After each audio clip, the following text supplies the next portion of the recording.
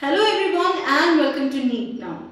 आज हम लोग ह्यूमन हेल्थ एंड डिजीजेस से स्पेसिफिकली कर रहे हैं कुछ टॉपिक्स और इसी में आगे बढ़ते हुए आज जो अब हम टॉपिक देखने जा रहे हैं वो है प्रिवेंशन ऑफ एड्स।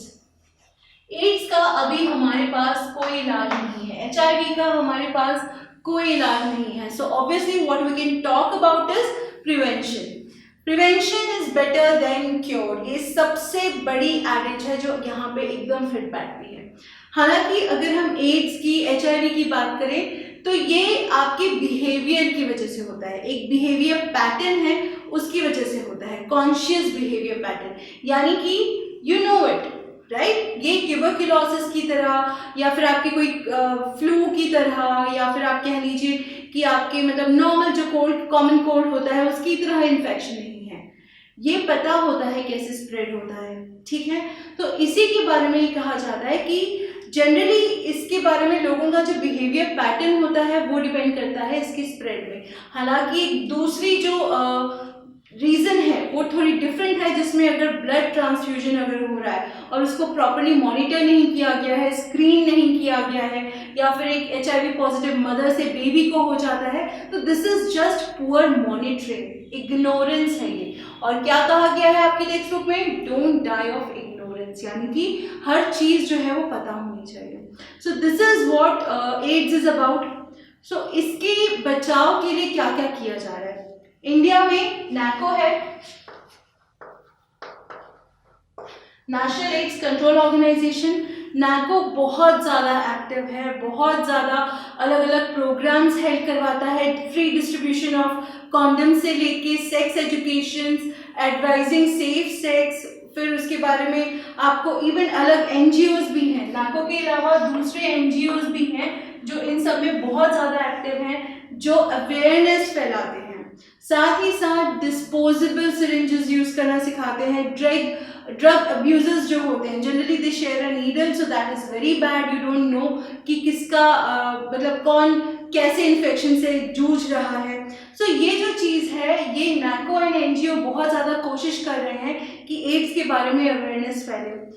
हम लोगों ने देखा है रीजंस वगैरह में कि क्यूरियोसिटी होती है टीनेजर्स में, तो उनको प्रॉपर सेक्स एजुकेशन देना, काउंसलिंग देना भी ये लोग काफ़ी कर रहे हैं। They go to schools, they go to colleges, वो लोग बताते हैं कि कैसे है क्या है।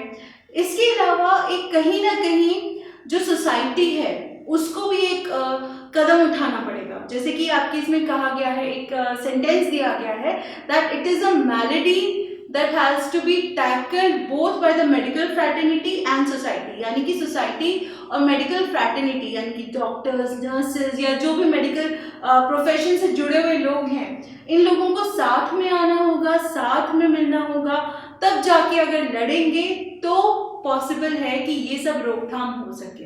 बिकॉज सोसाइटी की क्या आदत होती है, किसी को भी अगर कोई भी इन्फेक्शन हुआ उसको शन कर दो, यानी कि उसको सोसाइटी से निकाल दो। But this is not going to help. What is going to help is कि आप उनसे बातें करें, उनको थोड़ी सिंपैथी दिखाएं, दया दिखाएं। ज़रूरी नहीं है कि उसने खुद ये चीज़ इन्वाइट की है, राइट। सो ऐसे में कॉज जाने बिना उसको बुरी तरह ट्रीट करना, इवन अगर किसी को उसके कॉन्शियस बिहेवियर पैटर्न की वजह से भी है तब भी उसको बुरी तरह ट्रीट नहीं करना है। You have to stand with them, you have to help them out. और ये ऐसे इन्फेक्शन तो है नहीं जो आपको टच करने से या फिर आप उनके साथ खाना शेयर करेंगे तो हो जाएगा। This is very conscious, right. So अगर आप प्रॉपर जो भी आपको प्रिकॉशंस बताए गए हैं, गाइडलाइंस में दी गई हैं, अगर आप वो फॉलो कर रहे हैं तो there is no need to be scared of, right. तो ये चीज़ सोसाइटी को भी अपनानी पड़ेगी, थोड़ा सा कॉन्शियस एफर्ट उनको भी डालना पड़ेगा। जो बच्चे हैं वहीं से अगर उसी स्टेज से स्टार्ट करेंगे so it will be better, क्योंकि क्यूरियोसिटी जब शांत हो जाएगी तो गलत कदम नहीं बढ़ते हैं, गलत राहें नहीं चुनी जाती हैं। सो इसलिए बहुत इंपॉर्टेंट है कि ये जो चीज़ है वो फॉलो की जाए। बहुत सारे और भी तरीके हैं कि जब भी आप ब्लड आप इवन जब डोनेट करते हैं तो उनसे क्वेश्चंस पूछिए। अगर ब्लड ट्रांसफ्यूजन की ज़रूरत पड़ती है तब भी उनसे क्वेश्चन पूछिए कि क्या ये स्क्रीन है, राइट, क्या प्रॉपर प्रिकॉशंस लिए गए थे, जिस नीडल यूज़ की जा रही है वो यूज़ तो नहीं है, डिस्पोजेबल है कि नहीं। ये छोटी छोटी चीज़ें हैं जो अगर काफ़ी ज़्यादा ध्यान दी जाएंगी तो हो सकता है। NACO एंड NGOs ऑलरेडी अपना काम कर रहे हैं। फ्री डिस्ट्रीब्यूशन ऑफ कॉन्डम्स मैंने बताया आपको, साथ ही साथ ऐसी पॉपुलेशन जो ज़्यादा ससेप्टेबल हैं, जहाँ डेंसिटी ज़्यादा है, वहाँ जाके ये अवेयरनेस फैला रहे हैं। If you know 1 December is World AIDS Day, right.